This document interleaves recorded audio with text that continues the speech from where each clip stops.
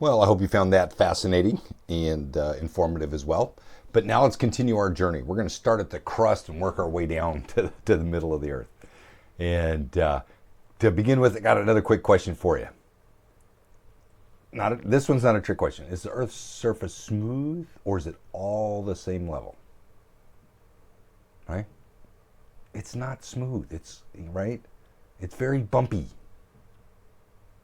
which leads me to just a quick discussion on these things called topographical maps. And I've given you a link where you can go explore some if you want to at your convenience. But let me just take a quick tour of this. So if you look carefully at this picture, you can see North America and South America and Africa and Europe and Asia and Australia and Antarctica and the like. But you'll notice there's these lines, all these different lines that kind of loop around. And then there's numbers associated with those lines.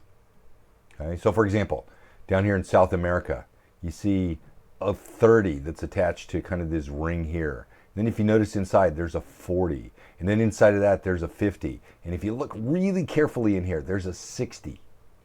Okay? What that represents is how high in meters above sea level that particular area is.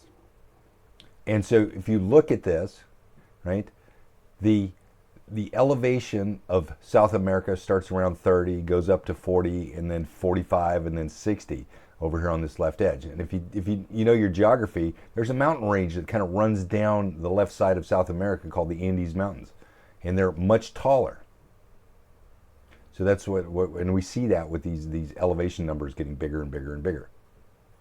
Now, the interesting thing is that the closer the lines are together means that the elevation is changing much, much faster than when they're far apart. So look up here in the top left corner of the picture. See this 10 here? Oh, look, there's a 10 here, and there's a big gap. Not a lot of elevation change, right?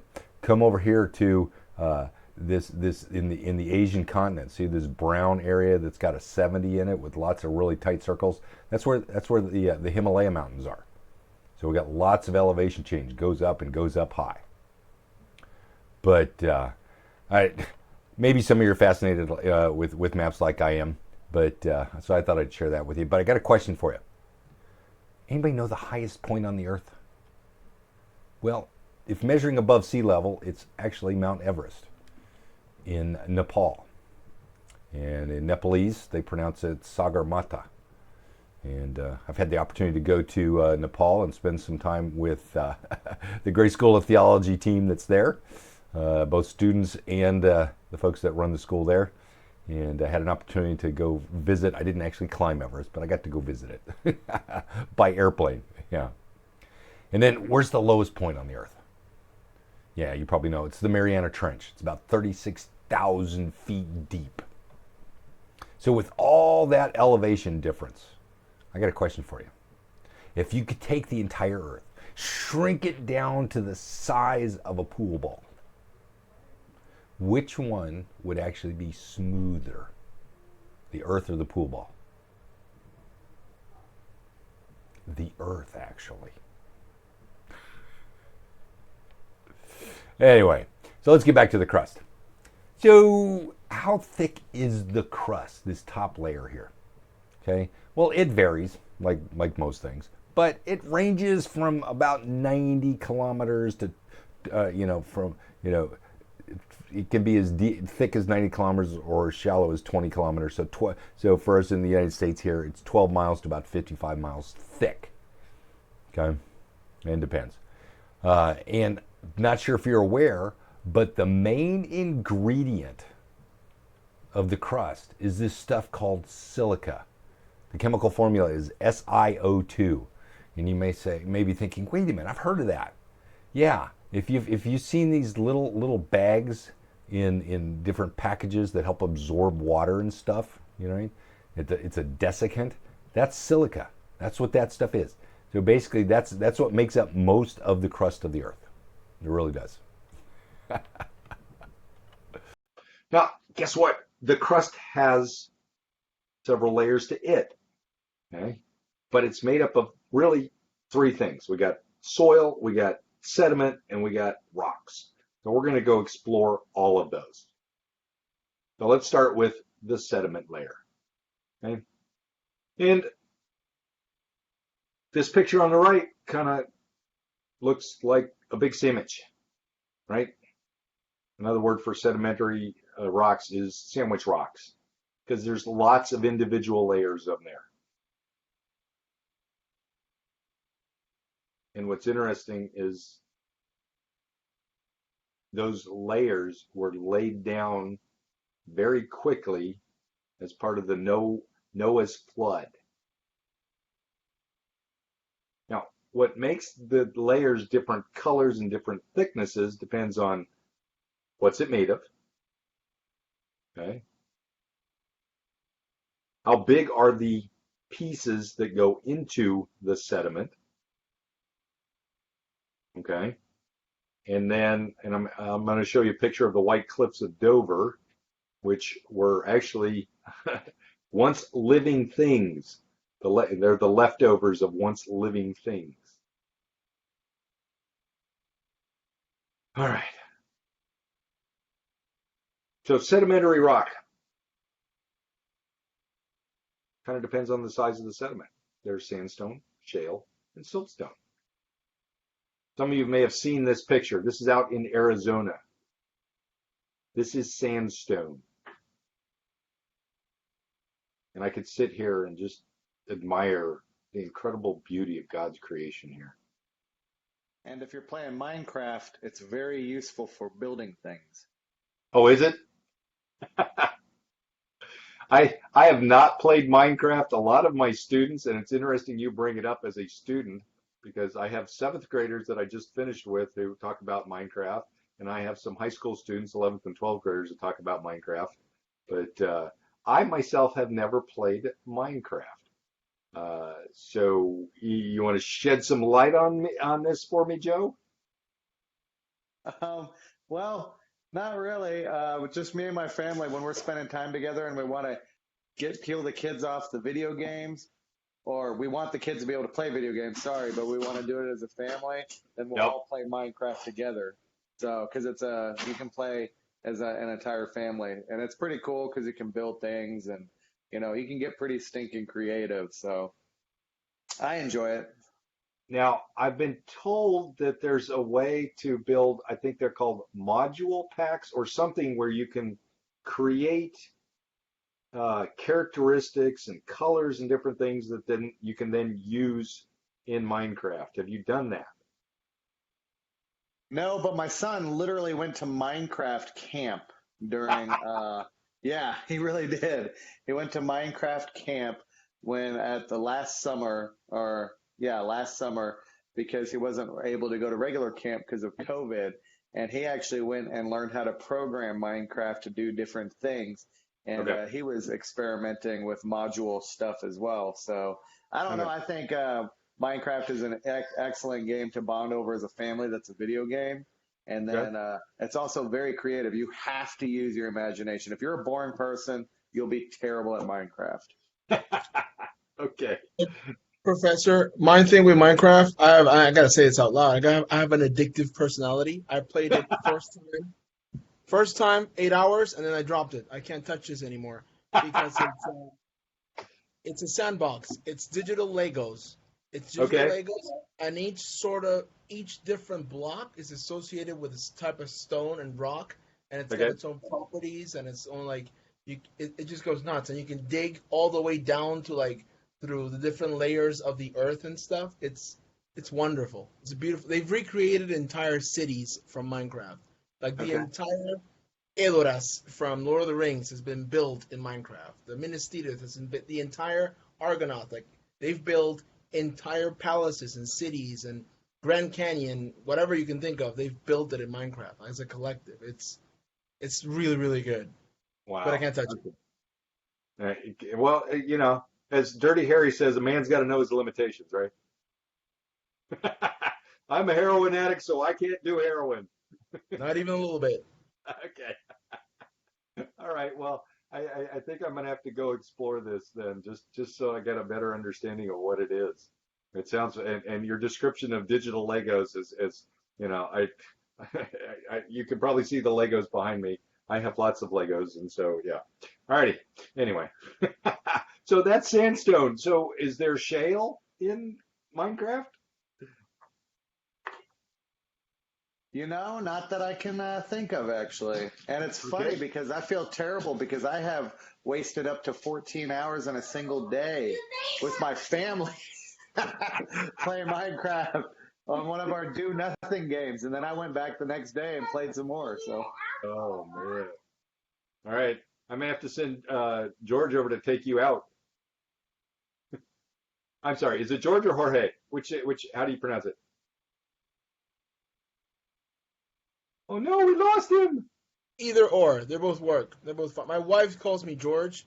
My mom calls me Jorge. So if you're speaking Spanish, it doesn't matter. They're interchangeable. One means the Okay. other, I guess. So just don't call you late for supper, right? Exactly. Or Okay. Susan. I will not have that. Yeah, we're not. A boy named Sue is not going to go over. That. Okay. And Tony is there going, "What are you guys talking about?" All right. Actually, I went online to see what is Minecraft. Oh yeah. What'd you find? I found some pictures of it. Yeah, I have seen it before, but never played. Okay. Okay. All right. So then there's this stuff called siltstone. All right. So just God just had fun playing with the different sediments. All right. And then we talked about the kind that where it depends on what the minerals are that left behind. Well, this stuff is called halite, Halite. Okay. It looks crystalline, and the blue color is just fascinating. Right. Then there's another type. This is called gypsum. Okay. Clear crystals. Now, some of you may be thinking, wait a minute, I've heard of gypsum. I've heard of gypsum. Guess what? Drywall is made out of this stuff. Grind it up, okay? Lay it out. Becomes a great building material. Then you got stuff that used to be alive. Guess what? Coal.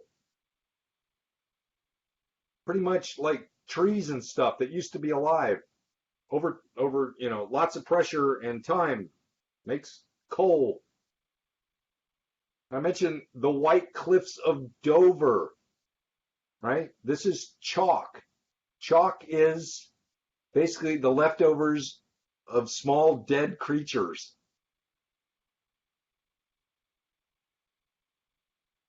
Same thing with limestone.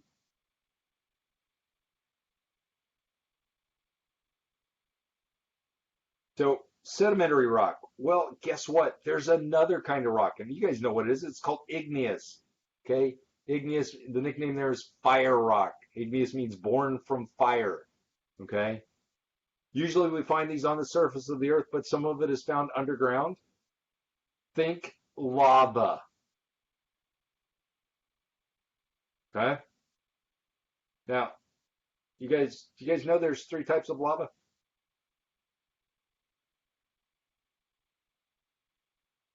Anybody know what those three types are? Well, I'm going to tell you. There's lava, okay, which is really rough. It's like walking on razor blades. And then you have the really smooth stuff, like the bottom part of this picture, and it's pronounced pahoihoi, okay? And then the third is what's called pillow lava, which is when the lava goes into the water, it becomes really soft, even smoother than the pahoihoi.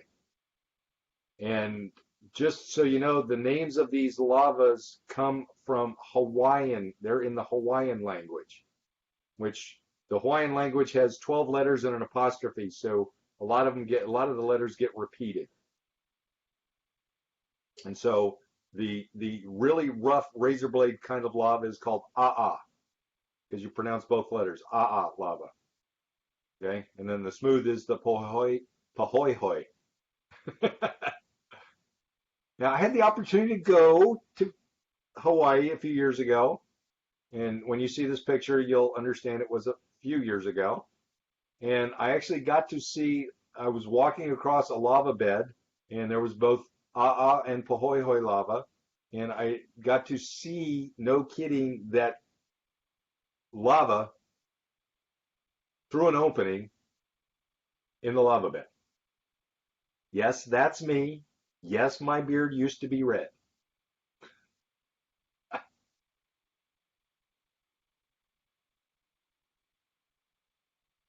Now, they had us wearing these gloves. You'll notice I'm wearing gloves. They had us wearing gloves because if for some reason you tripped or fell, and you had to, our instinct is to throw a hand out to break your fall.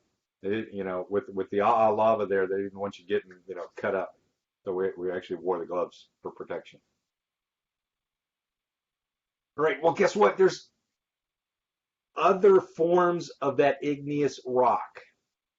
One is called pumice. I've got a picture of it here in the top right. Kind of looks like a sponge, but it's not soft. Okay?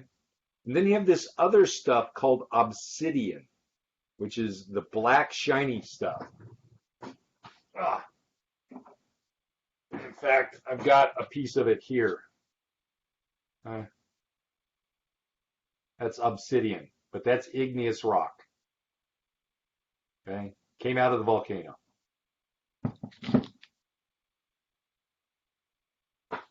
The pumice comes in handy if you're doing laundry. Now, those are the ones that form basically on the surface. Then you have the ones that form underground, and they tend to cool down a little more slowly, and they have a bigger grain structure. An example that probably most of us are familiar with is granite. Okay, and I got a picture of granite there.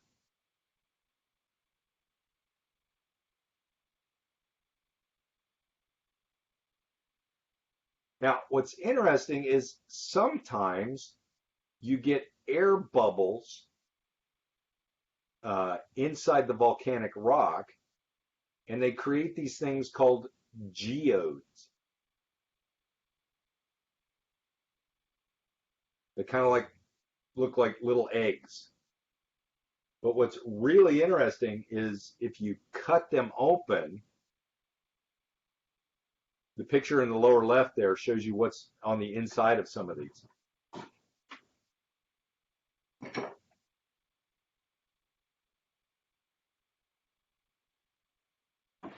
And bigger ones, okay, see the outside, that's the outside edge. Bigger ones, okay, you can get all kinds of neat crystals forming inside of them. You know what's funny is I live in Payson, Arizona, and you can go hiking at a number of places in Payson, Arizona, and Yep. one of our favorite places that you can camp at is not too far. It's about, I want to say, 20 miles away in the sticks, in the boonies. I mean, you're talking redneck country where we go hiking at. It's a place that's not too far away from us. And anyways, there's this path that once you go to the hiking spot, you can hike up and down this area. And in the hiking spot and in the camping spot, literally like millions of geodes on top of the ground that you could just walk around and start picking them up everywhere. Some of them are like the size of a golf ball. Others are really big. And my kids, they just gathered up a bunch of them and took them home when we went. And then they started breaking them open, and sure enough, they had crystals right inside. And they're just sitting there on top of the ground. Yep. Kind of fun. And it's interesting because in Genesis 1:26 it tells us that God created man in his own image. Okay, and God is a creator. That means we are a creator, and so part of me just the creative side of me just takes such delight in what God has created. And things like this, the beauty is just stunning. And there's all kinds of colors. I've seen blues and reds and oranges, and this one's purplish, and it's just the variety of what God has created. He just of course, he can. I mean, he created the whole universe, so I guess it's okay for him to show off. All right. So there's sedimentary rock, there's igneous rock, and then we have this third kind called metamorphic rock. Okay, and maybe you've heard the term metamorphosis. You know, the idea of butterflies, caterpillars becoming butterflies, metamorphosis. They change from one form to another. Well, that's what a metamorphic rock is. It's either an igneous rock or a sedimentary rock, and through a bunch of heat and pressure, sometimes a chemical reaction, it changes the rock, okay? And even though chemically it's the same thing, it has a different appearance, okay? And here's an example.